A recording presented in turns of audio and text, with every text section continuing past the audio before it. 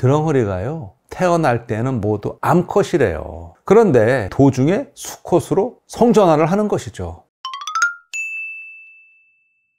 안녕하세요, 김용빈입니다. 혹시 드렁허리라고 그런 생물 들어보셨나요? 어떤 생물인지 짐작은 가시나요? 이게 언뜻 보면 뱀장어처럼 보여요. 뱀처럼 보일 수도 있고요. 그런데 분류학적으로는 뱀장어는 아주 다릅니다. 뱀장어는 뱀장어목, 뱀장어과인데 얘는 드렁허리목, 드렁허리과예요. 이미 목 수준에서 다릅니다. 지느러미는 꼬리 지느러미만 약간 흔적으로 남아있고요. 다른 지느러미는 아예 보이지가 않습니다. 논이나 늪, 저수지, 신냇물에 살면서 꾸불꾸불 기어다니듯이 헤엄을 쳐요. 드렁허리를요, 지역에 따라서는 거시랭이, 땅바라지, 땅패기 또는 웅어라고 부른다고 합니다. 낮에는 진흙 속하고 돌틈에 숨어서 지내다가 밤이 되면 작은 물고기와 물벌레, 개구리 따위를 잡아먹으러 활동을 합니다. 이 드렁허리는요, 물고기니까 아가미가 있죠. 그런데 아가미뿐만 아니라 피부 호흡도 한대요. 이게 다가 아니고요, 물이 마르면 진흙을 파고 들어가서 살면서 물에 녹아있는 산소가 부족해지면은요, 몸을 이렇게 수직으로 세워서요, 머리를 물 밖으로 내밀어 가지고 공기 호흡을 한다는 거예요. 바깥 공기를 들이마신다는 얘기인데요, 바로 창자로 숨을 쉰답니다. 드렁허리에서는 창자가 허파 역할을 하는 셈이죠. 이런 호흡법 덕분에요, 드렁허리는 산소가 부족한 곳에서도 잘 버틸 수가 있습니다. 드렁허리는 우리나라 전역에 분포하는 민물고기지만요, 도시화가 진행되고 농약 사용이 많아지면서 찾아보기가 어려웠습니다. 그런데 이제 최근 들어서 친환경 농법이 많이 보급되면서 다시 볼 수 있다고 해요. 그래서 이 드렁허리는 깨끗한 생태계를 상징하는 동물로도 알려지고 있는데요. 하지만 이게 농민들에게는 골칫거리이기도 합니다. 진흙 속에 구멍을 파서 파고드는 습성 때문에 일단 논물을 대는데 애를 먹죠. 구멍이 나니까. 심지어 구멍이 많아져서요, 논둑이 무너지는 일까지 종종 발생한다고 합니다. 그래서 모내기 철을 앞두고는요, 드렁허리 방지막을 설치하는 곳도 있다고 해요. 우리나라에서는 이 서해안과 남해안으로 흐르는 강 하류 지역에 주로 분포하고 있는데요, 세계적으로는 동아시아와 동남아에 서식을 합니다. 그런데 말이에요, 이 드렁허리가 미국 플로리다주에 침입을 해가지고요, 에버글레이즈 습지를 위협한다는 그런 소식을 접했습니다. 2023년 Science of the Total Environment라는 학술지에 발표된 논문에 따르면은요, 에버글레이즈에서 드렁허리가 포식 어종 가운데 가장 지배적인 종이 되었다고 합니다. 그 결과 가재 한 2종류와 열대 송사리과 그 작은 물고기 2종은 거의 붕괴 위기에 접했대요.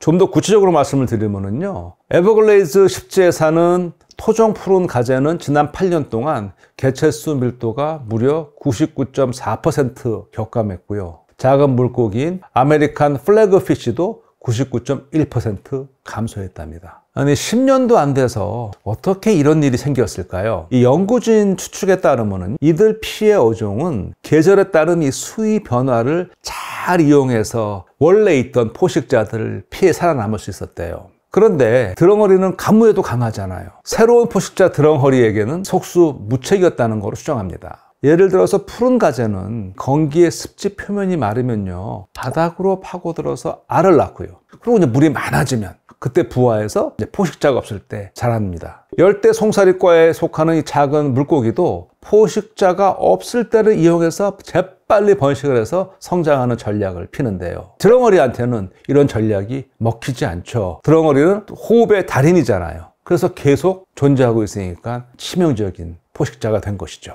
더 놀랍고 흥미로운 사실은요, 드렁허리가요, 태어날 때는 모두 암컷이래요. 그런데 도중에 수컷으로 성전환을 하는 것이죠. 한 3살쯤 되면은요, 암컷과 수컷의 생殖기관을 모두 가진 암수 한 몸, 곧 자웅동체로 바뀌기 시작합니다. 그러다가 1년 더 지나면은요, 대부분 수컷으로 성이 바뀐답니다. 드렁허리는 부성애가 강하기로 유명하거든요. 산란기는 6월에서 7월이고요. 암컷이 지능을 파고 들어가 한 번에 200개에서 약 1000개의 알을 낳습니다. 그러면 수컷이 알을 보호하고 부화한 새끼가 스스로 먹이를 먹을 수 있을 때까지 아주 정성껏 돌본답니다. 도대체 저런 성전환이 어떻게 가능할까요? 그 원리를 살펴보기 전에요, 먼저 이 대표적인 남성 호르몬 테스토스테론과 대표적인 여성 호르몬 에스트로겐의 구조를 한번 비교해 보겠습니다. 상당히 비슷하죠. 큰 틀에서 골격은 같습니다. 그림에서요, 왼쪽 아래 육각형을 한번 주목해 주세요. 테스토스테론과 에스트로겐이 차이가 있죠. 사실 저기를 빼놓고는 별 차이가 없어요. 무슨 말씀을 드리고자 하는 거냐면 이 두 호르몬의 구조는 조금만 바꾸면 서로 바뀔 수 있다는 얘기죠. 인체에서 테스토스테론과 에스트로겐은요, 남성과 여성의 특징을 만드는 중요한 호르몬입니다. 남녀 모두 이 두 호르몬을 다 가지고 있어요. 하지만 그 양과 비율이 다르죠. 남성의 몸에서는 테스토스테론이 훨씬 많고요, 에스트로겐이 적죠. 반대로 여성의 경우에는 그건 반대고요. 근데 이 비율은 태아일 때부터 우리 몸에 영향을 주기 시작하고요, 사춘기에 다다르면 아주 뚜렷한 남성성과 여성성을 만들어냅니다.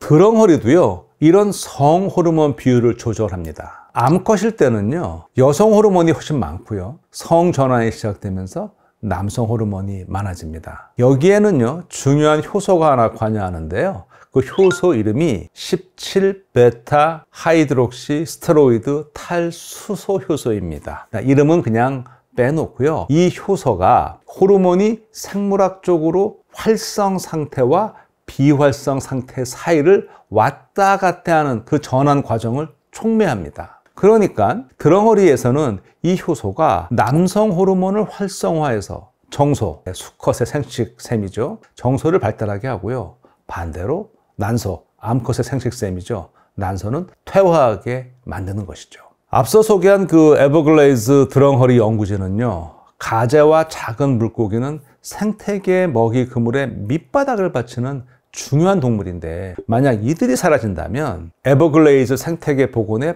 빨간불이 켜진다고 말했습니다. 예를 들어서 이 습지 복원의 상징인 미국 흰따오기는요, 이 번식기에 가재가 꼭 필요하대요. 그런데 이거를 제대로 먹지 못하면 번식에 문제가 생긴다는 것이죠. 에버글레이즈에서 드렁허리가 처음 발견된 것은 2009년이었는데요. 150km에 달하는 물줄기 조사 지점 어디서나 드렁허리가 잡혔답니다. 그리고 2015년 이후 드렁허리가 폭발적으로 확산했다고 합니다. 미국 지질조사국 자료에 따르면요, 드렁허리의 미국 자연 생태계 유입은 아마도 수족관에서 방출되었거나 수산시장에서 유출된 것으로 추정한답니다. 현재 포획과 제거 그리고 생물학적 제어 연구가 진행 중이지만 쉽지 않은 상황입니다. 드렁허리 생태계의 생존왕이지만 우리나라에서는 국가 적색 목록에 관심 대상으로 올라 있어요. 세계 자연보호연맹 IUCN 적색 목록에도 관심 대상으로 올라 있습니다. 하지만 잘못된 장소에서는 생태계를 파괴하는 주범이 되고 있습니다. 두 얼굴의 생물이에요. 그 생존 전략과 적응력은 경이로운데요,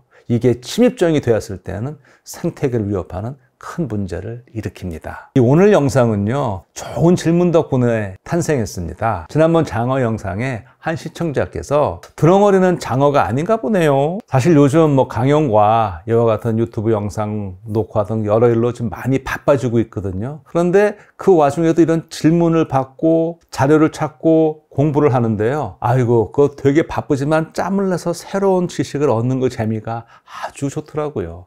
정말 그 바쁨을 즐기는 그런 기쁨을 만끽했습니다. 그 기쁨을 전달하면서 오늘 이야기 여기서 마치겠습니다. 고맙습니다.